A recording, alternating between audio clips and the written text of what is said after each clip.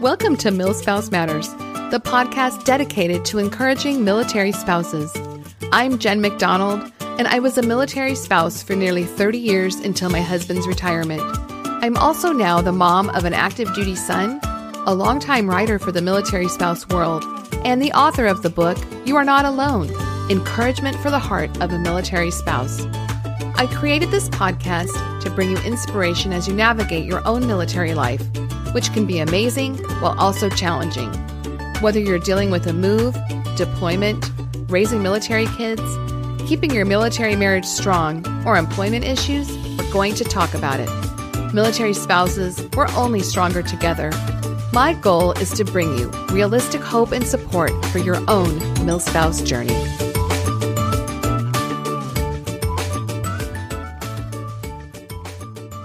Hey everybody, and welcome to episode 38. I'm Jen, and I'm so glad you're joining me today. And hey, welcome to all the new listeners. As a reminder, you can find all the show notes, any resources mentioned, and all about our guests over at milspousematters.com. You can find all the episodes on one landing page where you can just go through and listen to all the ones you've missed. And then there's another page with more detailed show notes. And of course, you can always listen for free there, milspousematters.com, or whatever podcast player you're using. So today I'm talking to Mark Steffe from First Command, who will have some money-saving tips and financial advice for military families. And we'll talk more about that in just a second. But first, I kind of wanted to do a little bit of a check-in and give you some reminders and announcements. So the last couple of episodes, probably I think the last 3, have been geared towards what everybody's going through with the quarantine. So I hope that if you haven't listened to those or checked those out, go ahead. The last episode 37, I had Stacy Heisman and Amanda Tremios, who wrote the book Seasons of My Military Student, and they have a lot of good advice about helping your kids through this latest transition. And then they're also doing some recognizing of military kids during April, which is almost over. And you know how we normally do the Purple Up for military kids. They are doing Purple Up to Step Up and helping military kids find a way to give back to their communities during this time. And then the episode before that, I had Claire Wood on, who is a teacher and a homeschooling parent, and she's giving some really good tips about schooling at home temporarily. I know a lot of people are kind of overwhelmed with that, and this is not a normal time.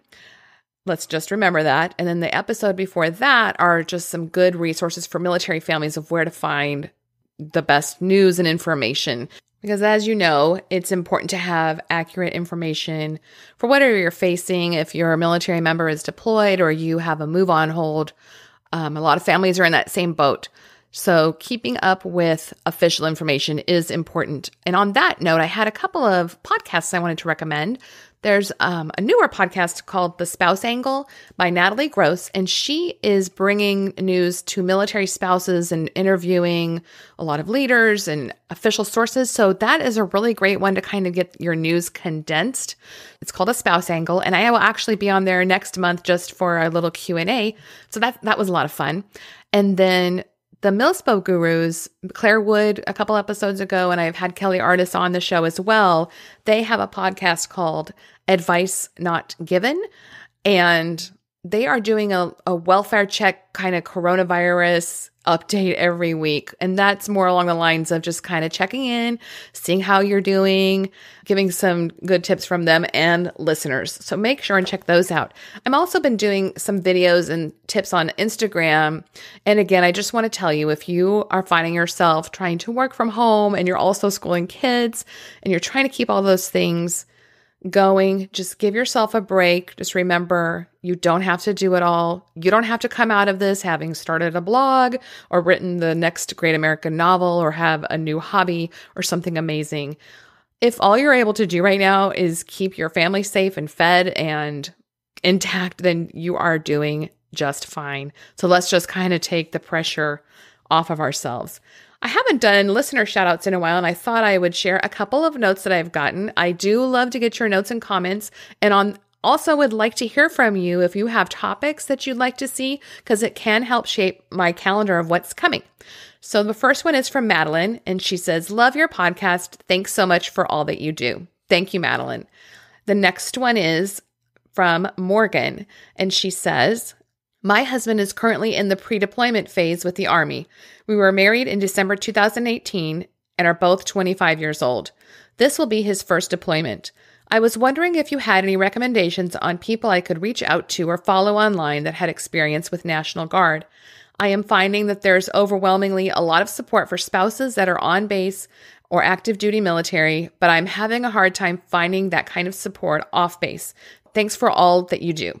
And thank you, Morgan. And just wanted to share that one because I do have plans to have a reserve spouse and a guard spouse on in the coming months, because I've had that question a lot about content and help for those spouses, because it is a very different experience for sure. And I did send her a couple of websites also to look into in the time being, but thank you for that suggestion. And yes, that will be coming. And then the last one is from Taylor. I hope you don't mind I'm reaching out. I just wanted to thank you immensely for the work that you do. I'm in my mid-20s and my long-term partner is in the military. Things are quite different here in Canada, so I am thankful knowing my struggle at times is less significant than many of those spouses to American members, but I am coming up to my partner's first tour, and I think many emojis can explain how I feel about it more than I can. We can all relate to that. And she says, without a fail, I put on your podcast before bed as I fall asleep as a comfort knowing that many others out here have experiences similar to what I am and I'm not alone. Often I listen to many on a loop and then she says, please make more content. There is demand. And I'll tell you something about that in just a minute. However, thank you for the service you provide to so many individuals around the world. You likely don't even realize how many you reach. I live away from base and I'm not very embedded in military culture. In leading up to a tour, I find this incredibly overwhelming. Thank you for your advice, words of encouragement, and comfort. I am so incredibly grateful. And thank you, Taylor, for sharing that. I really appreciate that note. I thought about it for several days. And at first I was just kind of joking. I was like, oh, I'm listening to it before you go to sleep. I'm glad that it can help you go to sleep. Am I boring? No, I think that's awesome. And I am so glad that you are finding comfort and help in this. I told somebody recently, I want this podcast to feel like a warm hug and something that is supporting you. And so I'm just so thankful that that's what it's doing for you. Thank you again. And here's a shout out to listeners all over the world. We're now in all 50 states across Canada. I was looking and I thought it was kind of cool that the most listeners in the US are in Texas, California, and Virginia, North Carolina area, which makes sense. There's a lot of big bases, Florida, but really everywhere. Thank you for listening. We have listeners in South America. There are listeners in Thailand, India, Indonesia, Australia. Hello to everybody in Sweden, France, Spain, the UK, all over Europe, Germany, of course, and then even some countries in Africa. So thanks all of you for listening. It's really fun to look at the map and kind of see where all the downloads come from. So that's pretty cool. I did want to say I have put out a few more episodes than normal this month just because I had the topics for military kids. I do put out an episode every couple of weeks. I would love to do one every week, but right now I just don't have the time to do that. I hope to do that in the future, and so I will keep you posted about that. Also, if you want to let me know what topics you want to see coming up, and I am still taking military kids shout-outs for the next couple of days for a special episode. So if you want to share something really cool about your kid or just why you think they're awesome, send me a note on social media at Milspouse Matters on Instagram and Facebook, or leave a comment. I believe I've posted about it a couple of times, and I will add it. So on today's episode, I'm talking to Mark Steffe from First Command, and he is giving some really good financial tips that military families can put into practice during this historic time, as a lot of us have either been furloughed or lost jobs, and so kind of trying to figure that all out. And he is giving some really helpful advice. And he says now is a good time to take a look at your financial plan and make sure that you're on track for your long-term goals. You can find out more at their site, firstcommand.com.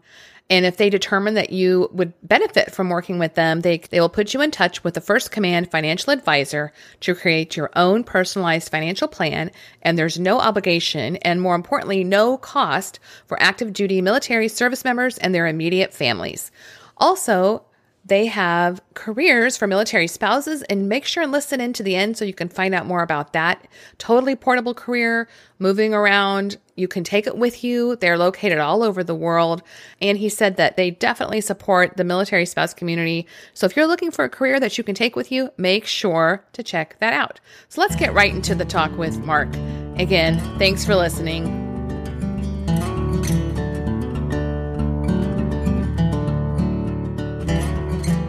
So hello, everyone, and welcome to today's episode. This is Jen, and today I am talking to Mark Steffe from First Command, who is sharing some great financial and money-saving tips for military families, both during this time of pandemic and beyond.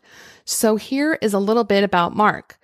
Mark Steffe is the president and CEO of First Command. He joined First Command in March of 2010. In this position, Mark leads the company on a number of important strategic priorities, including the continuous improvement of the First Command client experience, focusing on military engagement, the continuing adaptation to a rapidly evolving digital world, and leadership development. Before joining First Command, Mark served in a number of leadership roles with major companies in the financial services industry. Mark earned a Bachelor of Science degree in finance from the University of Illinois, graduating with high honors. He holds Series 7, 8, 23, 63, and 65 securities registrations, plus life and health insurance licenses. So welcome to Mark. Thank you so much for joining me today to talk about this important topic for military families. Thanks for having me, Jen. It's good to be here. Yeah, I think this is going to be a lot of great information for our military spouses and families. And we were talking about many younger military families, especially, already have financial worries. And of course, this has been compounded lately for those whose spouse was furloughed or let go from their jobs during this pandemic. And even though it seems like we'll be heading out of the quarantine in stages in the near future, it is going to take some time for our country and even individuals to recover financially. So I'm hoping you can share some practical financial tips that military families could use during this unprecedented time. Yeah, there are a number of financial tips that we could share, and they're all pretty basic and fundamental, but sometimes you just need a prompt, I think, to think of them. I mean, one of the things we would encourage people to do is, now especially, it's a great time to sit down with your spouse and review your budget. Figure out what your expenses really are, determine how you're going to track everything and stay on top of your weekly expenses. And it's just one of those things where I think if you spend a little bit more time on it, you'll find ways to save money that you might not have thought of otherwise. So what are some examples you could give for that kind of thing? Some of the specifics would be, and this is going to sound obvious probably, but gas is a whole lot cheaper now. So, you're not spending as much money on gas. There aren't too many places to go either. So people are driving less. So don't forget about factoring that into your monthly budget. Dining out isn't so much an option anymore, except, the carry out, and just be thoughtful about, how much you're going out to eat or going out to get food as opposed to making it at home. A lot of entertainment, going to movies and things like that. People just even going out for a drink. It's not so easy to do that anymore. And I would look for those savings. There's a lot of, getting haircuts or going to the nail salon, something like that. Those things aren't available as much, and go ahead and capture those. And now when you can't do those things, you can ask yourselves, when you do have the opportunities, when those things start opening back up, did we really need some of those things? And if we were able to do without them for a few weeks or a couple of months, how much of these things are necessities, and how many of these things, do we have to have as the economy opens back up? One other thing I would encourage people to do, and this actually happened to us as well, is, a lot of people have gym memberships or other subscriptions that they're signed up for.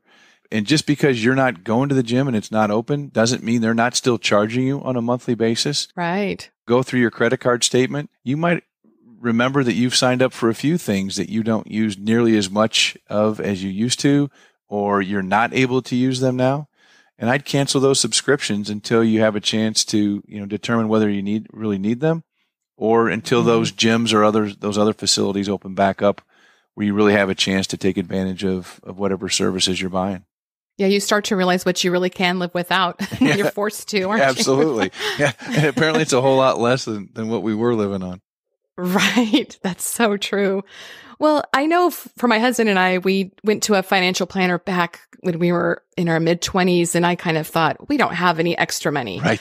And, it seemed something almost like a luxury. And so for maybe some of our younger families listening who may not be familiar with what financial planning is, how would you describe that in a nutshell? Maybe the best analogy I could give you is if you were going to drive from wherever your hometown is or wherever you live to some other location, I don't think anybody just jumps in a car, points the car in a certain direction and says, maybe one day we'll get there, right? I think no matter, even if you're going to a place you've never been, even in the local area, most people are going to go onto their phones now and hit maps or Waze or something like that, and they're going to figure out what's the best path to get me from where I am right now to where I want to be, or where I'm trying to go, right?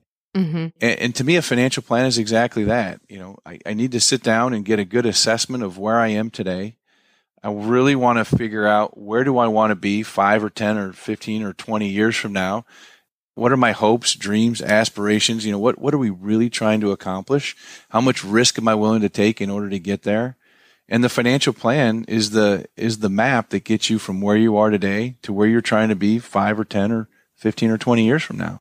And it can be something so simple as just putting away $50 a month. Like that's how we started long time ago. Absolutely right. It absolutely could. I mean, and I think where we're especially concerned for military families is that there's this underlying, almost this immediate assumption of, I can't afford a financial planner, or we don't have enough money to see a financial planner, or worse, our finances are kind of a mess and we've got a lot of credit card debt and I'm kind of embarrassed to go see a financial planner. And at First Command, we're really trying to take away all of those issues.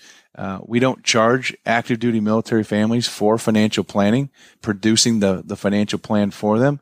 We wanted to eliminate that barrier to entry. So we stopped charging for that several years ago. That's incredible. Yeah. Yeah, it's really been a big win for our military families.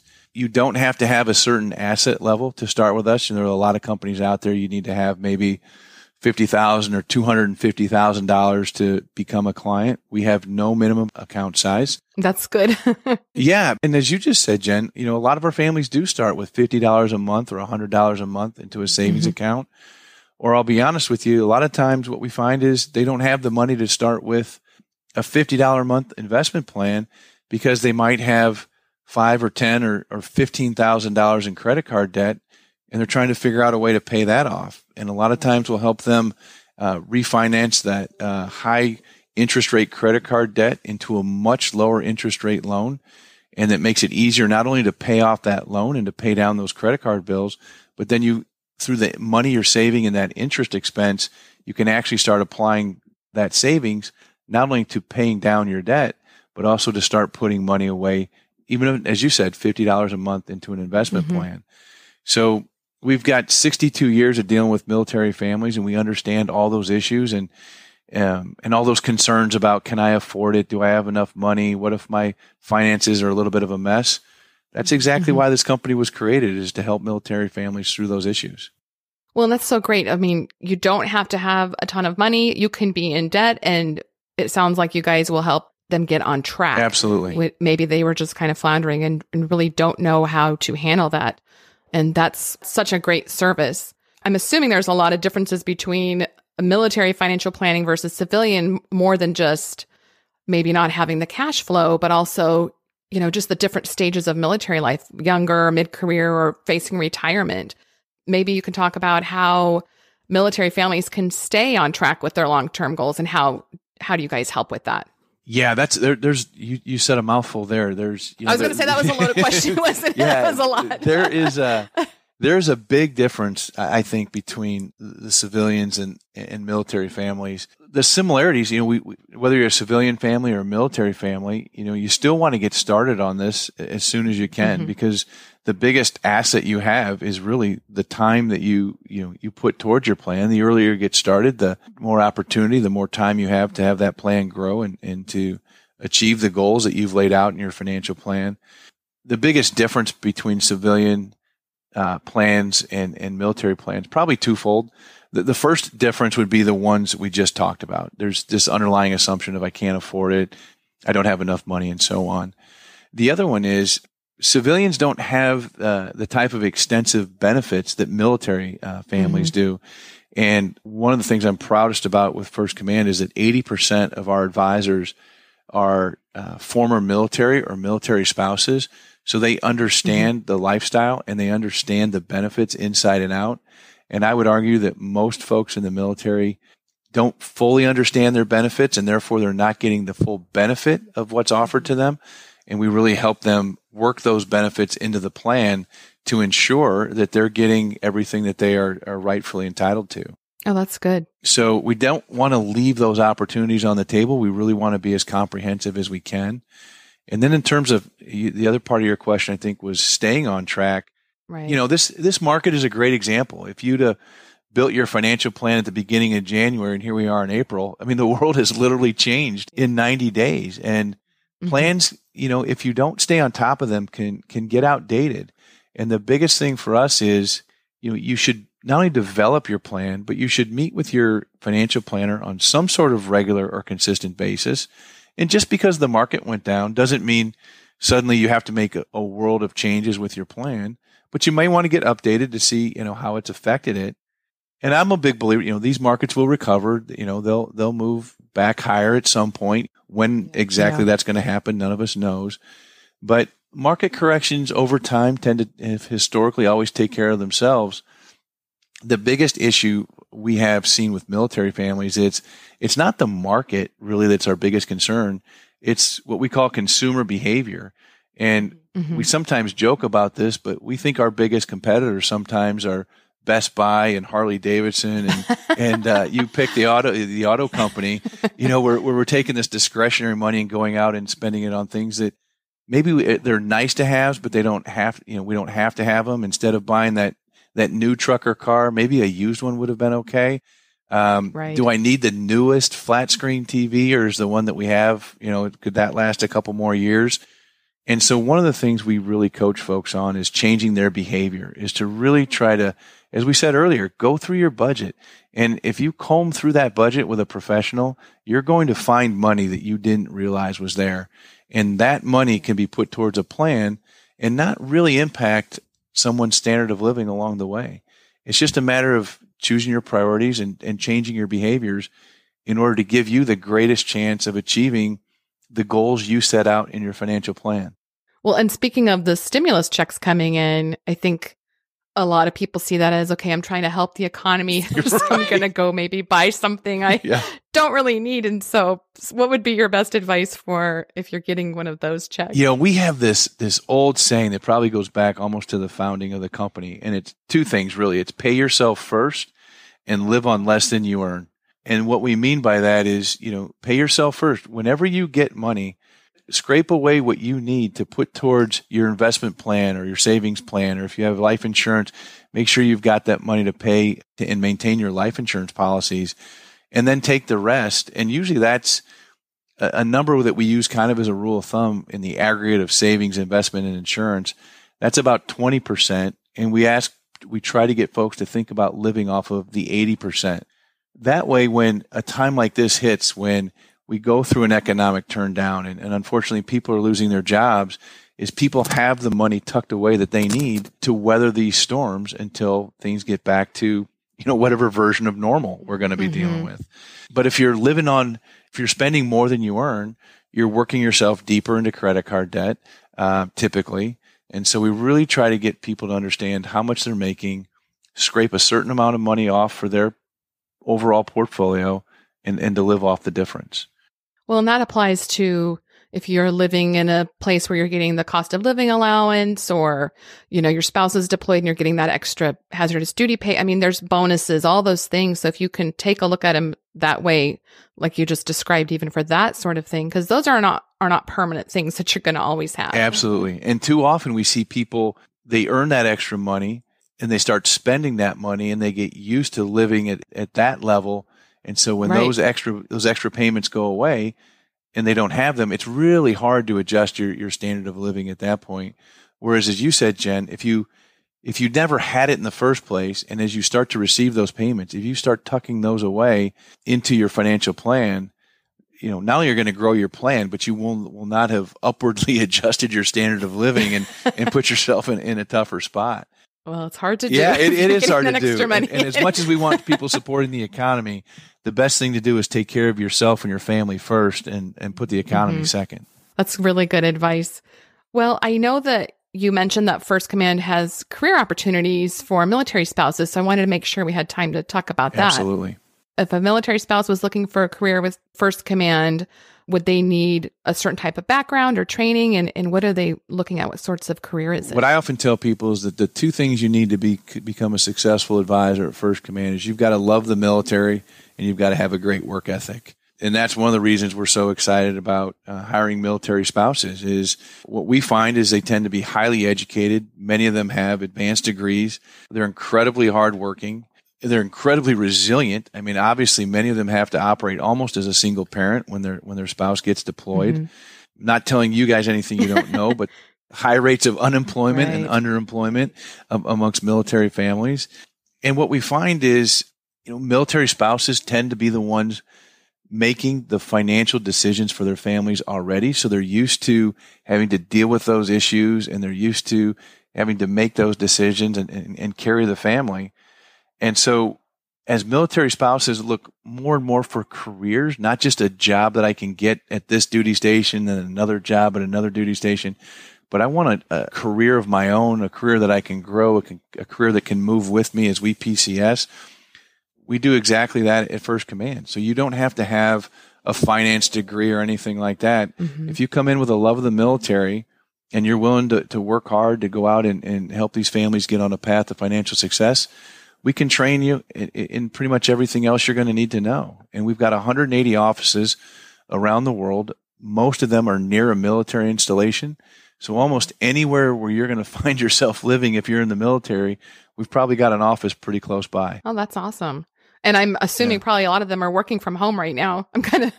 We're all working from home right now. We've got a few face-to-face appointments going on in places where they don't have too many infections, but we've got almost all of our home office employees working remotely now, and I know our advisors are using the heck out of Zoom these days. Oh, yeah.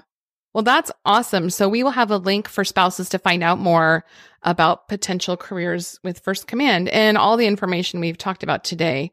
So as we're looking to close out, Mark, did you have anything else to add? I think the one thing I would add is not to be redundant, but to go back and remind folks, look, this is a tough time, right? I mean, it's tough enough with the challenges of a military lifestyle to find the time to sit down and build a financial plan and stick to it. And lately, with everything else that's been going on in the world, I think that's got even tougher. But don't allow that to be an excuse. Don't let the world's economy be an excuse not to get yourself and your family on a plan to financial success. Don't let things like, I can't afford it, or I don't have enough money, or maybe my finances don't look so pretty right now. Don't let those things be deterrents to doing the right thing financially for you and your families.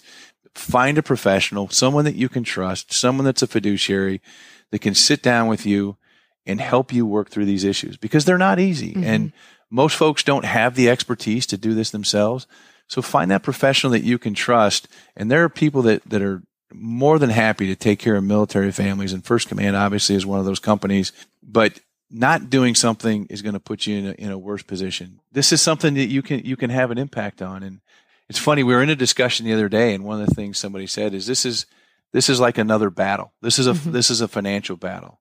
And I don't know a military person that steps away from taking on a challenge. This is just one of those battles or challenges that you need to take head on. And it's a battle that you can win. And we'd love to help you, win this battle.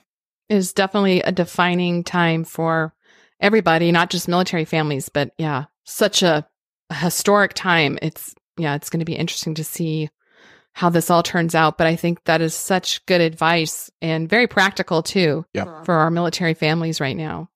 So I really appreciate you joining me today, giving us some great information, Mark. It's my pleasure. Thank you for having me.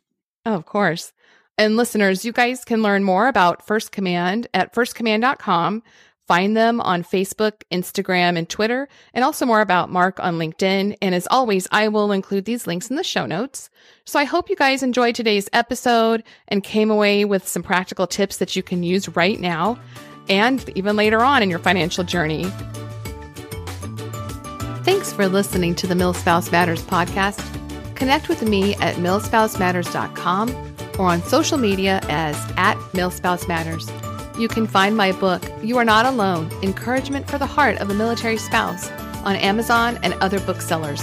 Love the show? Please leave a 5-star review in whatever podcast player you're listening, and then share it with someone else who could use it too. Until next time, have a great week.